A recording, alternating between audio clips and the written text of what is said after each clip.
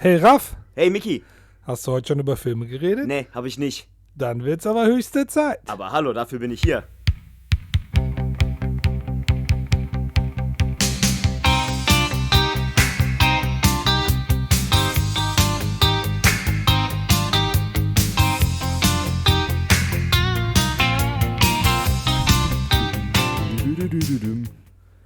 War das das Zeichen, dass es losgeht?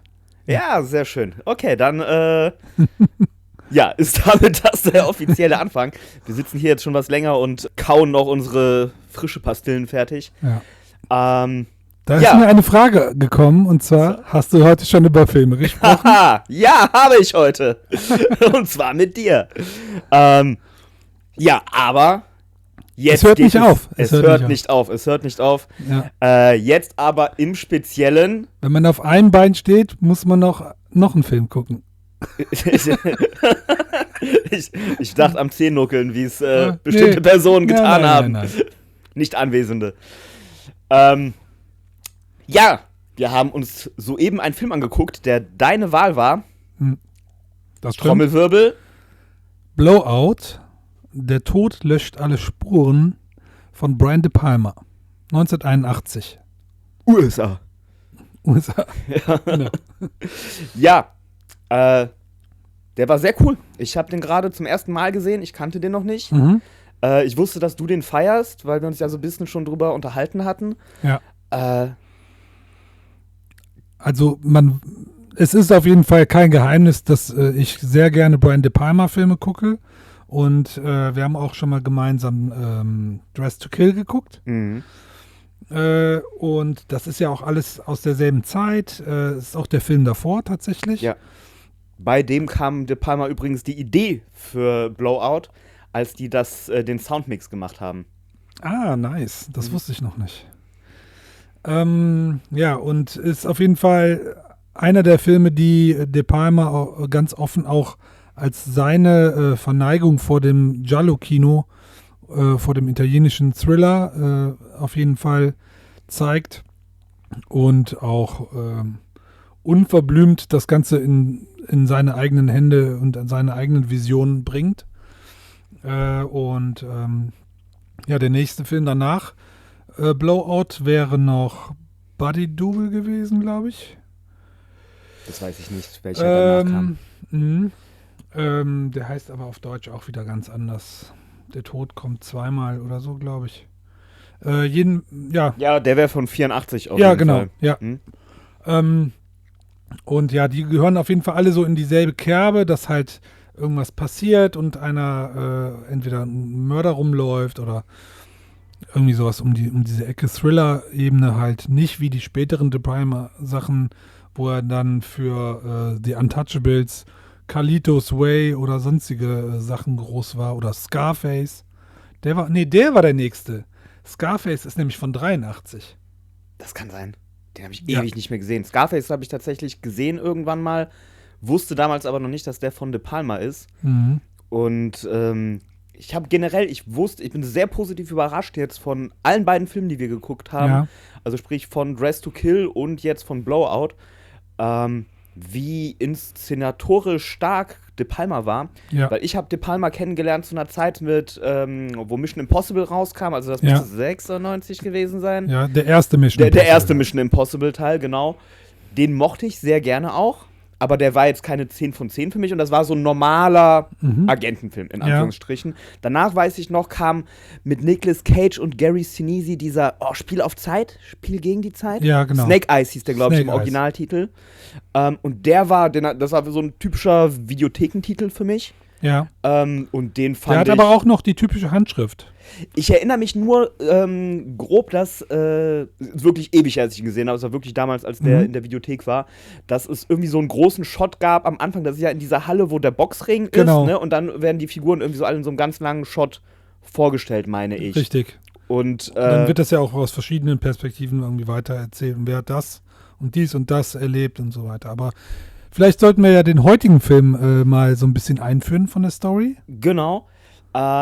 Vielleicht noch einen Satz wollte ich noch zu De Palma sagen, warum ich mich nie mit der Filmografie von dem beschäftigt habe bis jetzt. Weil eben Spiel auf Zeit fand ich schon nicht so cool.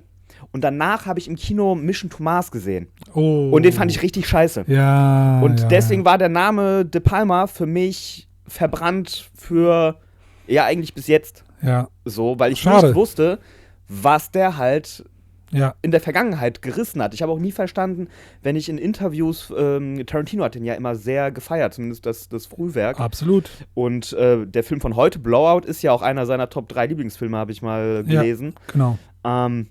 Und auf jeden Fall auch noch nicht nur einer der 3 Lieblingsfilme von Tarantino überhaupt. Der sagt auf jeden Fall auch, dass das der beste De Palma-Film ist. Ah, okay. Ja, das muss ich noch eruieren, nachdem ich mehr Werke gesehen habe aus der Zeit von ihm. Mhm. Aber ich fand den schon sehr cool. Und ja, was sollen wir zu dem Film sagen? Vielleicht so ein bisschen zur Handlung. Möchtest du? Du kennst den Film besser als ich. Ja, also ich kann auf jeden Fall sagen, ich kenne den auch noch nicht so lange. Ich habe den auch erst durch eine Wiederentdeckung von anderen De Palma-Filmen, die ich dann erst in Verbindung gebracht habe, habe ich den dann auch irgendwann erst später nachgeholt und war hin und weg. Ich finde den auch absolut großartig und der gilt auch für mich als eine der Top 3 De Palma-Filme. Mhm. Also auch jetzt betrachtet auf, wie gesagt, Untouchables und Scarface und Carrie und was nicht alles noch von De Palma gewesen ist. Ne? Finde ich Blowout auf jeden Fall wirklich herausragend. Ja, also ich fand den jetzt auf jeden Fall auch sehr cool. Was mir eben, als du von Giallo erzählt hast, da muss ich direkt natürlich an die Eröffnungsszene denken, die das ja voll auf die Spitze treibt. Ja, natürlich. Und ja auch eigentlich voll ironisiert, weil ich war auch so am Anfang, so als diese Szene ist, also da ist ja alles so aus dieser Ego-Perspektive, wo ein Mörder halt rumläuft, ein Polizisten klassisch Abstich, ne, sodass man da halt das ist aber Hand schon eher aufsieht. So Slasher. Das ist eher so Slasher-mäßig, aber ist ja so ein Zwischending. Ja, ne? ja. Slasher kam ja auch so ein bisschen aus dem Giallo. Und da dachte ich, okay, das hat der hier aber schon ordentlich auf 11 gedreht. Ne? Also auch da mit dieser Studenten-Sleepover-Party, die so komplett übertrieben ist. Ja, und der hat auch mal eben innerhalb von 3 Minuten das Ganze dekonstruiert und hat gezeigt, jo, das kann ich auch, das kann jeder. Genau, so. Und das aber dann auch in dem Moment, wo dann was passiert, die Kamera fährt raus und du merkst, eigentlich ist das nicht der Film, den du gerade siehst, sondern den gucken gerade welche auf einem Screen und vertonen den. Dann vertonen den, genau. Und das karikiert auf jeden Fall das ganze Slasher-Genre eigentlich auch direkt. Weil auch 1980 oder 81, wo der Film gedreht wurde, war das ja auch auf jeden Fall der Kassenbringer, so Slasher-Filme. Das war genau die heiße Phase. Ja, wobei der Film dann ja finanziell ein Flop war. Das war ein Minusgeschäft. Ja. Und der hat erst, glaube ich, später so die Recognition bekommen, die der hatte. Ja. Das war auch unter anderem wohl für Travolta auch ein Tiefschlag. Ein Karrieredämpfer auf jeden Fall. Und wodurch der dann so in ernsten Filmen erstmal nicht besetzt wurde und dann eher so in diese Komödienschiene gegangen ist. Und witzigerweise war dann tatsächlich aber der Film gleichzeitig auch der Grund, warum der wieder ernste Rollen bekommen hat, weil Tarantino die Performance so mochte, dass der den dann für Pulp Fiction geholt hat. Geil. Lag auch an dem Film wohl. Krass. Ja, das war ein finanzielles ein Flop auf jeden Fall. 18 Millionen Budget hat er gekostet und der hat erstmal nur 13 Millionen eingespielt und damit war das auf jeden Fall ein super Tiefschlag. Nicht nur für Travolta, für De Palma, aber das lag einfach an der Erwartungshaltung, weil nämlich ein Jahr zuvor Dress to Kill so ein Mega-Kassenerfolg war. Und die dann einfach davon ausgegangen sind, das nächste Ding wird noch größer, haben das Budget dann nochmal erhöht und ihm Freiheiten gelassen. Und das Ende wird irgendwie als schwach betrachtet, was ich gar nicht sehe. Ich sehe auch nicht Travolta als irgendwie Minuspunkt. Ich finde den groß in dem Film, ganz groß. Ja, auf jeden Fall. Ich fand den auch stark und untypisch sogar für seine also für sonst die Filme, die ich von ihm kenne, sticht das schon etwas heraus. Also jetzt nicht komplett. Meinst du, guck mal, wer da spricht? Zum Beispiel. Den habe ich auch viel zu lange nicht mehr gesehen. Das ist auch absolut Rewatch-worthy.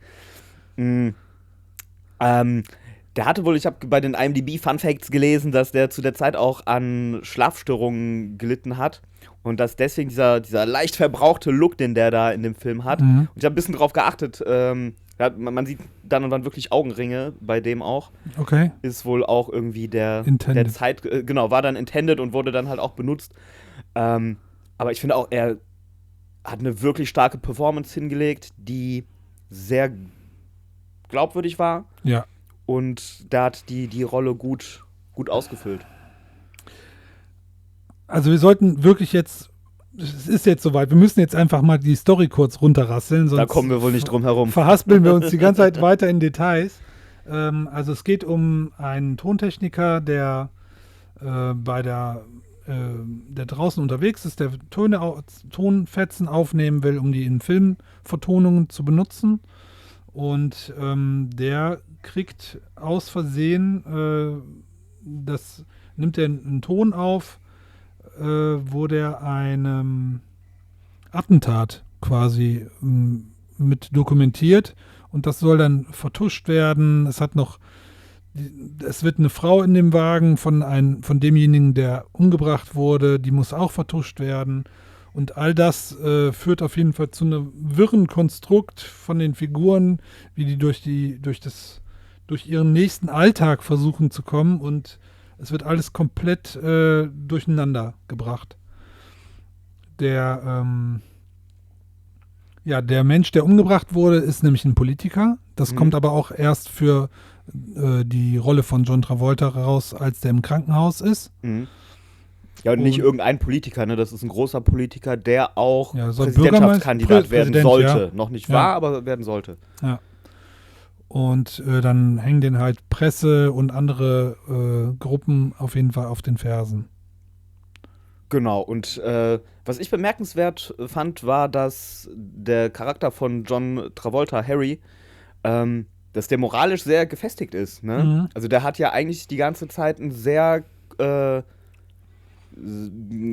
krasses Bewusstsein dafür, dass er die Wahrheit sagen möchte und sagen soll, und muss erstmal so ein bisschen überredet werden am Anfang von einem, oh Gott, ist das eigentlich ein Polizist oder auch ein anderer Politiker, der dem dann ins Gewissen redet und sagt, ja, möchtest du jetzt hier die Familie vom Politiker noch in den Schmutz ziehen und denen irgendwie eine harte Time geben? Das ist wohl so ein Pressesprecher oder sowas von dem Präsidenten. Ja, okay, dann gewesen. war das, ja. Mhm. Auf jeden Fall, ne? Und dann lässt er sich ja erstmal überreden und sagt, ja gut, okay, ich halte die Füße still. Dann fährt der aber erstmal mit der Frau, die er gerettet hat, aus dem Auto. Also muss man vielleicht sagen, als das Auto dann in diesen Fluss stürzt, rettet Harry die Frau, die da drin ist, sonst wäre die auch ertrunken. Also dann hätten die sich der quasi auch schon entledigt. Und er möchte dann aber mit ihr sprechen, damit er weiß, was die da gemacht hat. Was da los ist. Weitere Hintergründe erfahren. Und er kriegt das nicht mit sich ins Reine, was da abgelaufen ist, und hinterfragt das als einziger. Und das macht ihm auf jeden Fall auch zu schaffen. Ne? Weil keiner will ihm irgendwie glauben, dass da irgendwas nicht stimmt. Und er hält sich an seinen Tonaufnahmen fest und wird aber dann mehr oder weniger so ein bisschen als Verrückter dargestellt. Ja. Von den Leuten. Und es wird ihm ja, glaube ich, auch so ein bisschen angedroht, ne, dass wenn du was sagst, dann so nach dem Motto, wer soll dir glauben halt, ne? Oder was erzählst du hier für eine Geschichte? Genau. Das ist doch total verrückt und die Aufnahmen beweisen gar nichts. Und er wird da ja auch so ein bisschen obsessiv drüber. Ja. Und schneidet ja selber, er hatte ja selber eigentlich nur die Tonaufnahme und schneidet das dann ja, also dazu muss man gleich noch sagen, nachdem er die Aufnahmen angeboten hat, kommt dann ja für ihn überraschend in den Nachrichten auf einmal ein Bericht, wo jemand das Ganze aufgenommen hat. Ne, das macht ihn dann ja erstmal auch noch so sehr skeptisch und motiviert ihn dann da ja doch noch weiter zu pushen. Wenn das vielleicht nicht gewesen wäre, hätte er es vielleicht auch auf sich beruhen lassen. Aber da steigt er dann halt voll in die Geschichte ein und dann erfährt man halt auch, ne, dann entfaltet so nach sich das und nach alles werden so. Die Figuren entfaltet, genau, was da so hintersteckt, und dann taucht auch noch in dem ganzen Story-Konstrukt gibt es dann auch noch einen Psychopath, der mit da reinspielt und sein eigenes Ding dreht, der eigentlich ja nur für einen Unfall sorgen sollte und ein Presseeklat und das aber dann einfach als Mord durchführt und sich auch gar nicht schlecht dafür fühlt. Nee, kein bisschen. Und der ist ja wirklich außer Kontrolle geraten dann. Da gibt es ja dieses eine Telefonat mit dem Auftraggeber, der ja auch so sagt, ja, ey, du solltest auch keinen umbringen, was soll das? Ja. Und der dann ja auch immer noch, ja, das ist jetzt aber so. Und damit das aber jetzt noch passt, muss ich noch weitere Leute umbringen. Ja, genau. So, ne, um das noch mehr zu vertuschen, so. Und das entscheidet der so finde ich auch selbst und macht das dann auch einfach. Also, also die Figur, die John Lithgow dann spielt. Sehr ungewohnt übrigens, dass der so eine Rolle spielt. Ich kenne den eher so aus so family-friendly Movies. Es gibt tatsächlich noch einen anderen De Palma mit John Lithgow, den solltest du dir dann auch mal angucken. Ah, und wie heißt der? Raising Cain. Oh ja, über den Titel bin ich tatsächlich gestolpert. Den wollte ich auch mal sehen, ja. Der war davor? Danach? Nee, der war danach. Der war später. Ja, okay. Musst du auch mal gucken. Aber auf jeden Fall, der spielt den auch sehr gut. Das Perfide an der Sache ist, der überlegt sich dann seinen eigenen psychopathischen Plan, dass er dann sagt, ja gut, um die Frau jetzt auch noch verschwinden zu lassen, erfinde ich alibimäßig einen Sexkiller, der Prostituierte umbringt, damit die einfach nicht auffällt, diese eine Frau. Will er dann aus dem Motiv noch mehr umbringen. Also es ist auch völlig bizarr eigentlich. Ja, und die sehen alle so ähnlich aus wie Nancy Allen, die eben die Frau spielt, die aus dem Wagen gerettet wird, Sally in dem Film. Nancy Allen war ja auch zu der Zeit mit Brian De Palma zusammen. Ja, die waren verheiratet, glaube ich sogar. Ja. Und es ist und alle Frauen, die er dann umbringt, der John Lithgow, die sehen Nancy Allen alle sehr ähnlich. Ja. Genau. Ich habe am Anfang noch gedacht, habe ich das richtig verstanden? Ich habe das am Anfang nämlich so interpretiert, dass der erste Mord, er hängt dann ja da in dieser Mall rum und beobachtet diese Rolltreppe und hat daneben, glaube ich, so einen Zeitungsartikel, wo ein Foto von Sally drauf ist. Ja. Und dass er sie sucht und halt aus Versehen den ersten Lookalike tötet. Dass er das erst checkt, dass das nicht sie ist, als die schon tot ist. Ja. Und dann kommt er erst auf die Idee, okay, dann mache ich jetzt halt weiter. Genau. Ja, so ist das, glaube ich, auch gedacht. Ja. Also habe ich das auch verstanden. Und ich denke, das ist auch mit Absicht so. Ja, was man auch noch sagen sollte, die Musik des Films ist auf jeden Fall auch wieder absolut großartig. Von Pino Donaggio, der auch öfter bei Brian De Palma die Sachen unterlegt. Und die finde ich hier wirklich sensationell. Die ist immer on point. Es gibt super atmosphärischen, spannenden Sound. Es gibt super tragische, dramatische Musik, auch gerade gegen Ende.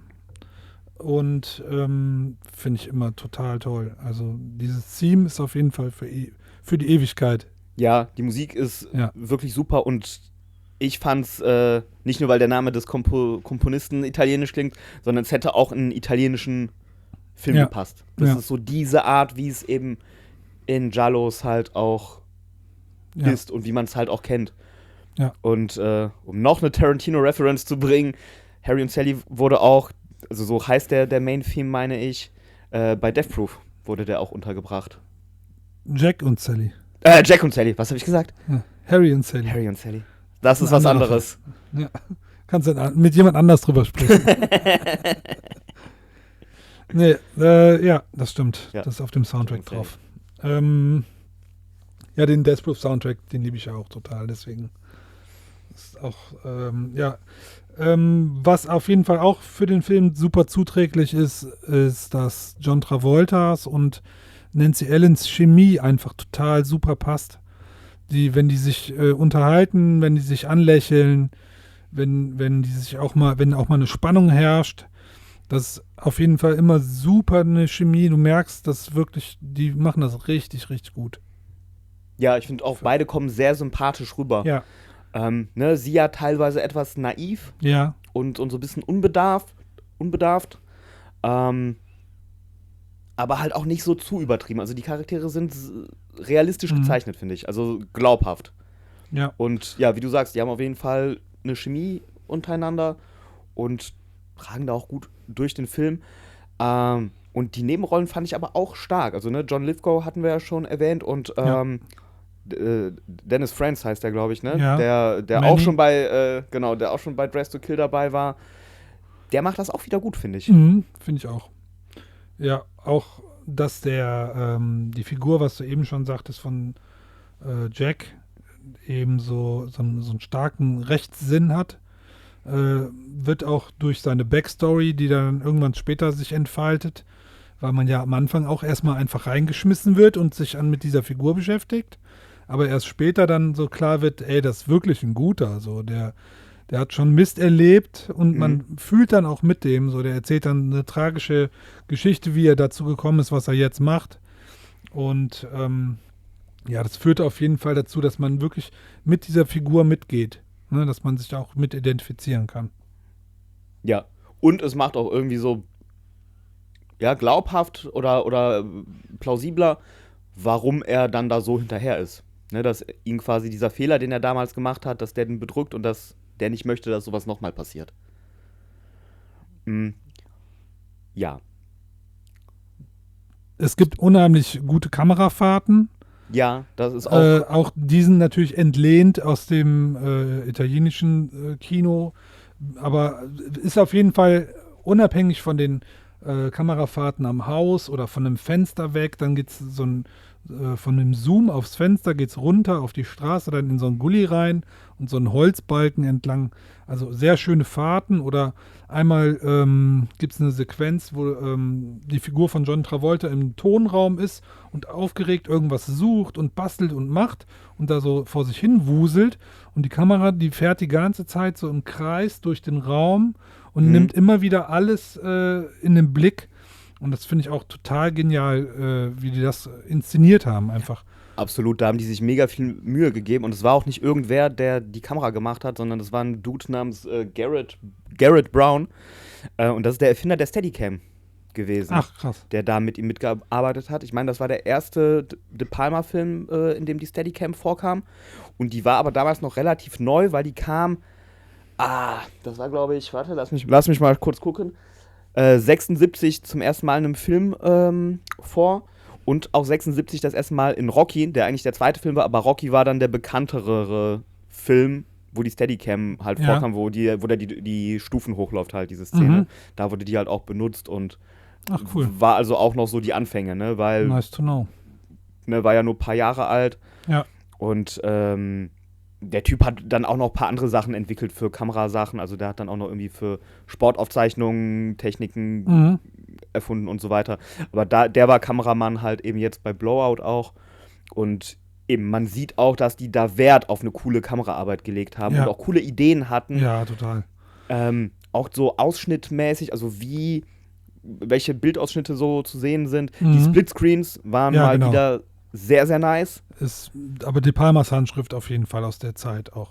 Ja. Ganz stark, diese ganzen Elemente, dass vorne eine Figur im Bild ist und hinten spielt sich irgendwas ab.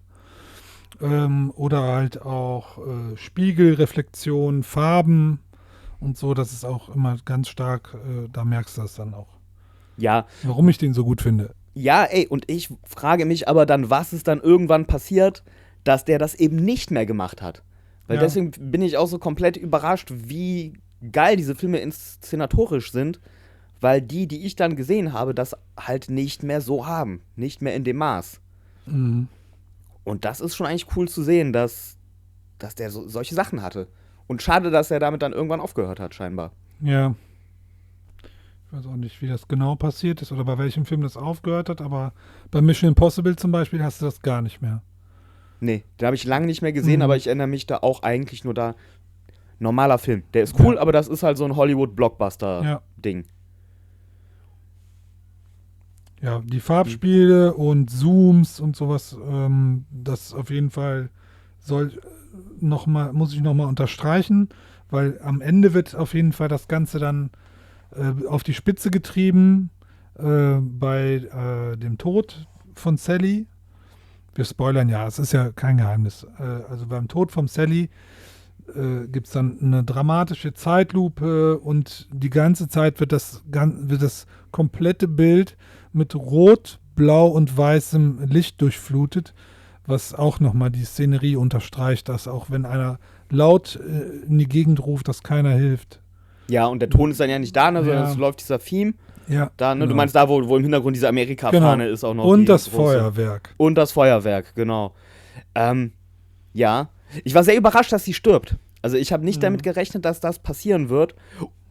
Und, by the way, sehr krass irgendwie, dass der Schrei, also das ist dann so damit endet der Film, dass die quasi diese Anfangsszene, bei der Tontechniker eine Mordszene vertonen soll, wo ein Schrei passiert. Ne? Also ganz klassisch, Giallo-mäßig, Frau unter der Dusche, wird zur Seite geschoben, Hand mit Messer und dann ein Schrei. Und man muss echt sagen, der Schrei ist echt lame. Ist also so. Ja. Und da kommt ja auch der Break am Anfang, dass man dann erst merkt, ja, okay, gut, es ist ein Film und es ist nicht der Film, sondern ein Film im Film. Und eben mit dieser Szene endet der Film dann auch. Und dann haben die aber einen guten Schrei. Aber das ist dann der echte Todesschrei von Sally. Ja. Und dann geht es noch darüber hinaus, nicht nur, dass dieser Tonfetzen dann irgendwo doch eingesetzt wurde und der es dann damit verewigt hat, auch noch, sondern dass der dann auch noch da in Tränen in seinem Stuhl sitzt und sich selber einredet und sagt, das ist ein guter Schrei, das ist ein guter Schrei. Mhm. Und man merkt aber, der ist total durch und der wird diesen Schrei nie mehr in seinem Leben vergessen. Ja. Also das Ende ist wirklich krass. Und ich finde es seltsam, dass der so eine schwache Rezeption gehabt hat früher. Weiß ich nicht, wie das gekommen ist. Aber wie gesagt, über die Jahre hat er ja seinen Kultstatus bekommen. Ja. Das Einzige, was ich mir gedacht habe am Ende, aber das denke ich mir bei so Filmen immer so, warum handelt ihr so und so? Warum macht ihr nicht das so und so? Und zwar habe ich mir bei dem, um das konkret zu machen, gedacht, also es kommt dann irgendwann halt ein Nachrichtensprecher zu denen und möchte ja wirklich die Wahrheit von denen erfahren. So, ey, ich glaube euch, aber ich brauche hier Beweise, irgendwie redet mit mir. Und die telefonieren dann miteinander und sollen sich irgendwie treffen. Das Telefon von Jack, ich hätte jetzt fast wieder Harry gesagt, wird aber abgehört und John Lithgow, der Mörder, der psychopathische Mörder, hört das halt ab. Und der funkt dann halt dazwischen, so dass sie sich gar nicht mit dem Reporter treffen. Ich habe mir dann halt mehrmals gedacht, weil die telefonieren halt mehrmals halt und die wissen, es ist eine ernsthafte Sache. Die wissen ja auch schon, dass da Bänder mal gelöscht worden sind und dass das alles nicht ganz koscher ist. Warum zur Hölle machen die nicht sofort ein Treffen und sagen, ja ey, ich komme zu euch in den Sender und warte dann einfach, bis du fertig bist. Ja. So, weißt du, das fand ich so ein bisschen unbedarft. Ja. Ja, keine Ahnung. Weil das hätte denen allen viel Leid erspart, wenn die sich dann einfach da direkt hingefahren hätten mit den Bändern, die da waren, direkt in den Sender gefahren. Problem erledigt. Ja. So, und das war dann halt, haben die sich so ein bisschen angreifbar gemacht oder aber dann gäbe es das Finale halt nicht. Genau. Ja, es ist irgendwie so ein Story-driven Ding, dass das da so.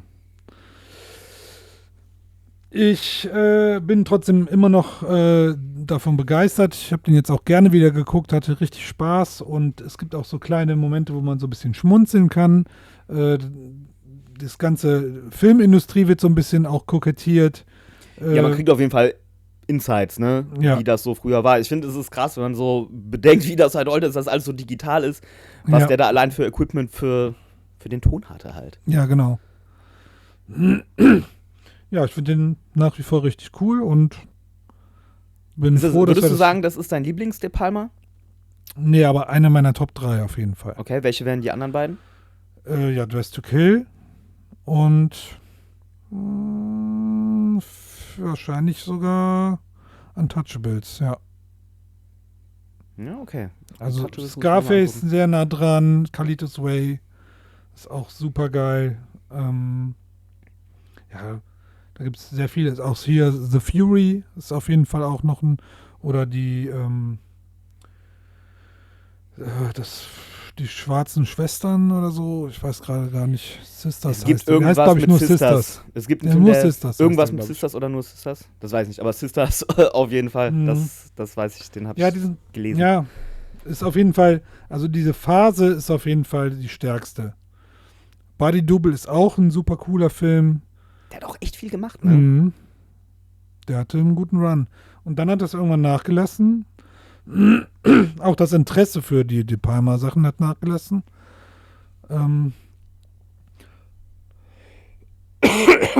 Das muss ich rausmachen. Nö. Ja, das Interesse hat nachgelassen. Und dann kam 2018, ich glaube nach einer Pause von über 8 Jahren oder so, kam dann irgendwann noch Domino. 2019. 19. Ja, und der war einfach ein solider 0815 Thriller. Also nichts mehr, was irgendwie hängen bleibt. Ich weiß nicht, ob da noch was kommt oder auf jeden Fall komplett die Handschrift verloren. Ist vielleicht auch einfach irgendwann durch, das Ding. Maybe. Da gibt es ja verschiedene Theorien, ne? So dass Regisseure mit dem Alter nicht besser werden. Verschiedene Theorien, ja. Ja, das stimmt. Ich meine, De Palma hatte ja auch tatsächlich, ne, du hattest es ja auch gesagt, es waren nicht alle Filme erfolgreich. Ja. Der hat ein paar Sachen, da wurde der ja komplett für gefeiert, aber auch so goldene Himbeeren-Nominierungen waren dem ja auch nicht fremd. Ich weiß nicht, ob der die jemals gewonnen hat, aber nominiert war der da auf jeden Fall auch für.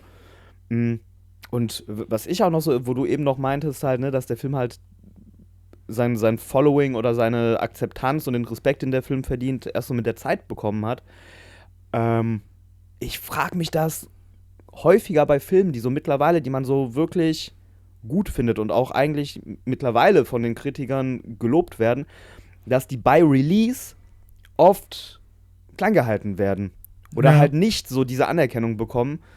Das ist ja eine Sache, die ja nicht nur bei diesem Film jetzt ist, sondern sich ja wirklich so durch die Filmgeschichte sehr zieht. Ja, manche Sachen sind einfach ihrer Zeit voraus. Ne? Und die können dann zu dem Zeitpunkt nicht richtig beurteilt werden. Ja, aber das finde ich schade, weil ich finde, eigentlich sollten Filmkritiker sowas dann schon erkennen. Man kann natürlich nicht sagen, dass das halt dann alle waren oder so. Wahrscheinlich wird es auch andere Stimmen gegeben haben, ich weiß es nicht. Aber eigentlich wäre es doch die Aufgabe von einem Filmkritiker, sowas halt zu erkennen. Und das schadet dann ja auch den Filmen in der Zeit, in der sie rauskommen, weil die dann halt weniger Geld einnehmen halt und dann dementsprechend halt auch eher so etwas nicht mehr gedreht wird oder Regisseure, die sowas machen, halt nicht nochmal die Chance bekommen, einen weiteren Film zu machen und man dann halt eher wieder auf... Das falsche Signal quasi. Genau, es wird das falsche Signal gesendet. Ja, schwierig. Ich meine, ne, ich wette ja auch, das wird ja nicht so gewesen sein, dass die Kritiker gesagt haben, jetzt wischen wir den eins aus oder eigentlich finde ich den Film geil, aber aus Gründen zerreiße ich den jetzt, sondern das wird ja schon meistens, denke ich, ehrlich gewesen sein. Ja. Ja, aber die sehen das dann halt einfach. Also, weiß nicht, manchmal ist man halt blind. Wer weiß, wie man hat ja selber, muss man dazu sagen, auch schon Filme irgendwie beim ersten Mal verschmäht und dann irgendwie Jahre später beim Rewatch. Mir fällt jetzt kein Beispiel ein, aber hatte ich auf jeden Fall auch schon, dass ich dann mal gedacht habe, ja, okay, der war scheiße. Dann guckst du dir den nochmal und dann, okay, der war doch eigentlich ganz geil. Mhm. Ja, müsste jetzt auch nachdenken, um ein Beispiel zu haben, aber vielleicht beim nächsten Film. Ja, das ist eigentlich soweit alles. Also ich hätte jetzt nichts mehr zu dem Film zu sagen. War sehr cool, hat mir Spaß gemacht. Mein erster Eindruck ist, glaube ich, dass mir Dress to Kill doch eine Prise besser gefallen hat. Ja. Aber die sind nah beieinander auf jeden Fall. Ja, okay.